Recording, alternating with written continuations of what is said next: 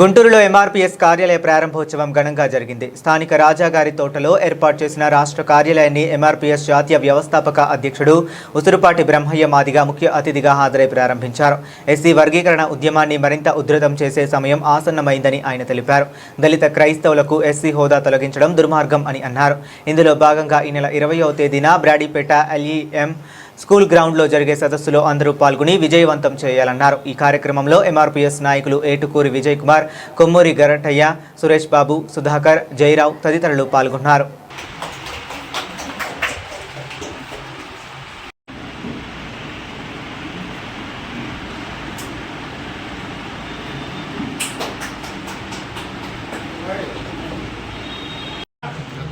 వర్ధిల్లాలి దళిత క్రైస్తవుల ఐక్యత, వర్ధిల్లాలి దళిత క్రైస్తవుల ఐక్యత, జయప్రదం చేయండి. ఈ నెల 20న ఎల్ఎం గ్రౌండ్ లో జరుగుతున్న భారీ బహిరంగ సభను జయప్రదం చేయండి. నెల 20న జరుగుతున్న ఎల్ఎం గ్రౌండ్ లో జరుగుతున్న భారీ బహిరంగ సభను జయప్రదం చేయండి. నెల 20న ఎల్ఎం. అందరికీ నమస్కారం.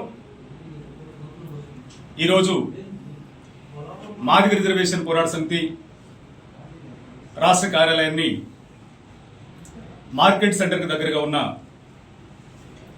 రాజావారి తోటలో ప్రారంభించుకోవడం జరిగింది. ఈ సందర్భంగా దేశంలో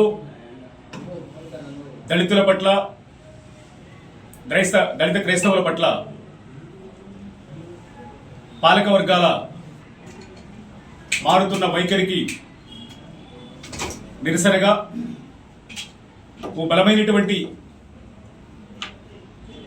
ఉద్యమ కార్యాచరణాన్ని ముందుకు తీసుకెళ్లాల్సినటువంటి అవసరత వచ్చిన క్రమంలో గత 32 సంవత్సరాలుగా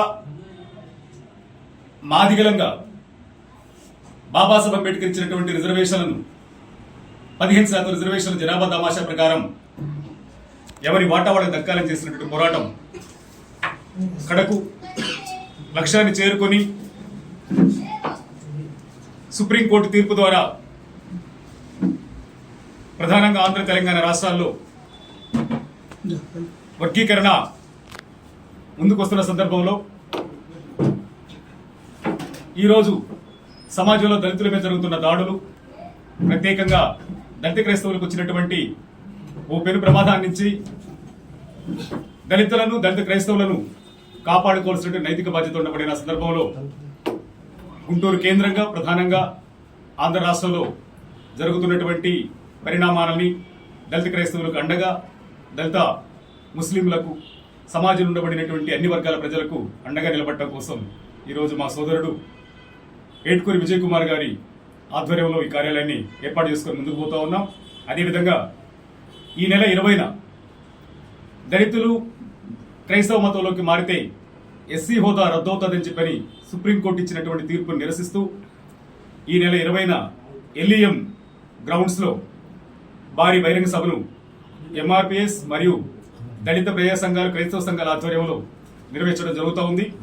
ఆ సభను కూడా జయప్రదం చేయడానికి సమాజంలో ఉండబడినటువంటి అంబేద్కర్ వాదులు, అంబేద్కర్ భావజాలంతో ముందుకు నడిచేటువంటి వారందరూ కూడా ముందుకు రావాలని, ఆ సభను జయప్రదం చేయాలని, ఆ సభ జయప్రదం ద్వారా ఈ రాష్ట్రంలో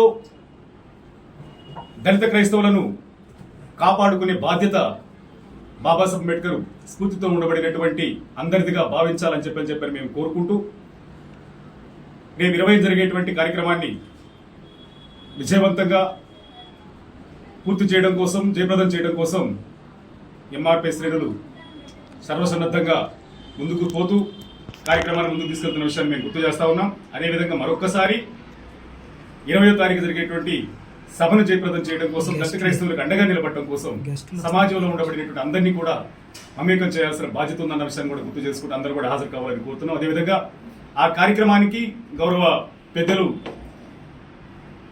కంచె ఐలయ్య గారు, సోదరులు ప్రొఫెసర్ కాశం గారు, వారితో పాటు ఎంఆర్పీ శ్రేణులు కూడా ఆ కార్యక్రమంలో పాల్గొంటారు. కనుక ఎంఆర్పీ శ్రేణులు, అంబేద్కర్ వాదులు, అదేవిధంగా సమాజంలో మత సామరస్యాన్ని కోరుకోబడినటువంటి ప్రతి ఒక్కళ్ళు, భారత రాజ్యాంగం పట్ల గౌరవం ఉండబడిన ప్రతి ఒక్కళ్ళు, భారత రాజ్యాంగంలో బాబాసాహెబ్ అంబేద్కర్ ఇచ్చినటువంటి హక్కుల పట్ల అవగాహన ఉండబడిన ప్రతి ఒక్కళ్ళు తమ హక్కులని, తమ ఆత్మగౌరవాన్ని, భారత రాజ్యాంగాన్ని కాపాడుకోవడం కోసం ఆ సభను జయప్రదం చేయవలసిందిగా 20వ తారీఖున జరిగే సభను జయప్రదం చేయాల్సిందిగా పిలుపునిస్తా ఉన్నాం.